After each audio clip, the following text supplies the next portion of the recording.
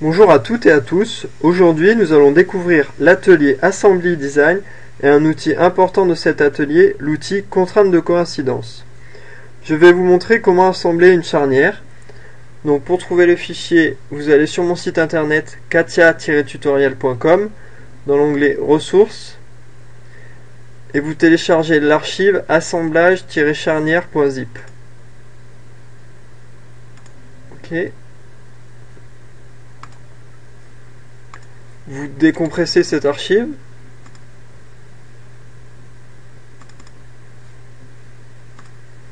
Donc vous avez deux pièces, les deux parties de la charnière. Donc on va les ouvrir. La première partie. La seconde partie. Donc le but de ce tutoriel, c'est d'assembler ces deux parties afin d'obtenir la charnière.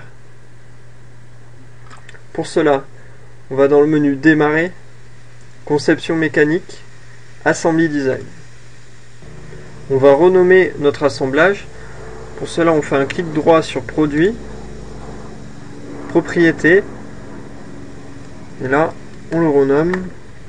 On va mettre charnière. Ok. Maintenant, on va insérer nos deux pièces. Donc vous faites clic droit sur charnière, composant existant. Maintenant, vous allez sélectionner vos deux pièces. C'est là-dedans. Ouvrir. On recommence. Composant existant. Charnière B. Ouvrir.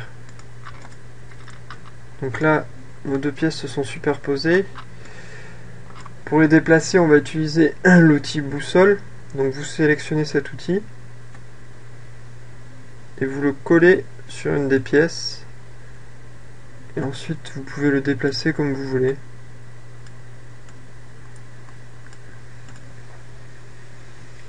Pour remettre l'outil boussole à sa place, voilà. Donc là, on a nos deux pièces. Donc le but, c'est d'assembler notre charnière. Pour cela, on va utiliser un outil très important qu'on utilise souvent dans l'atelier Assembly Design, c'est l'outil Contrainte de coïncidence. Donc, vous cliquez dessus. Maintenant, vous allez sélectionner les deux axes de vos deux pièces, cet axe et cet axe. On a donc appliqué une contrainte de coïncidence pour que les deux axes soient coïncidents. On va faire une mise à jour. Donc voilà, là ça s'est mis un peu n'importe comment, mais nos deux axes sont bien alignés. On va redéplacer nos pièces. Et maintenant, on veut que cette face soit en contact avec celle-ci.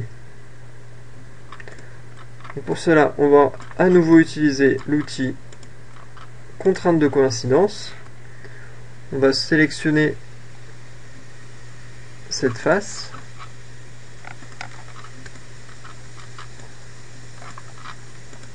Et celle-ci. Voilà.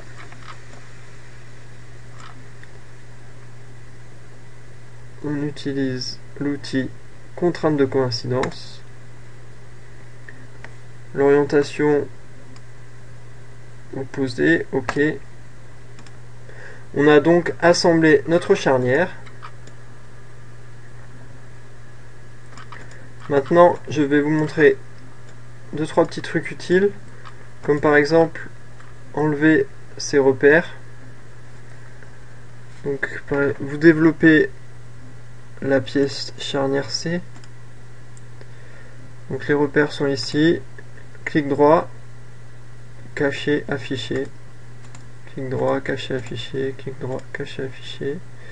La même chose pour l'autre pièce.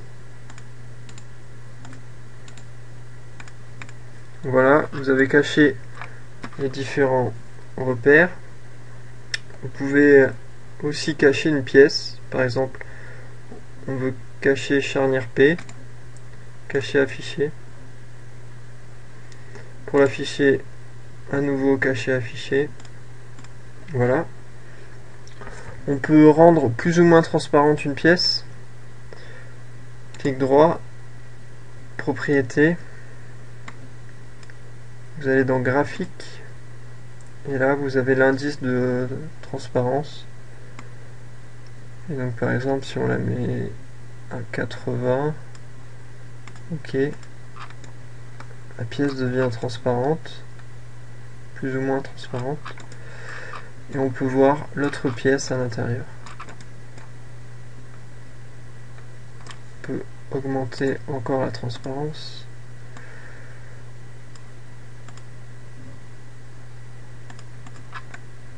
Voilà, là on le voit bien.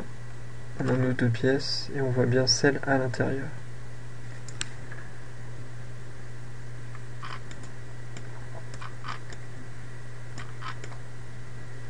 Maintenant, pour enregistrer un assemblage, vous allez dans Fichier, Gestion des enregistrements.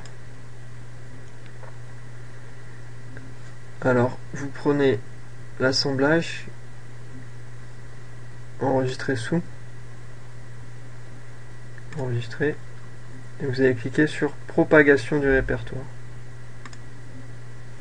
Vous vérifiez que tous les fichiers ont l'action sauvegarder, et vous cliquez sur OK. Donc on vérifie, on ferme, produit, c'est bien notre charnière, et tout est bien.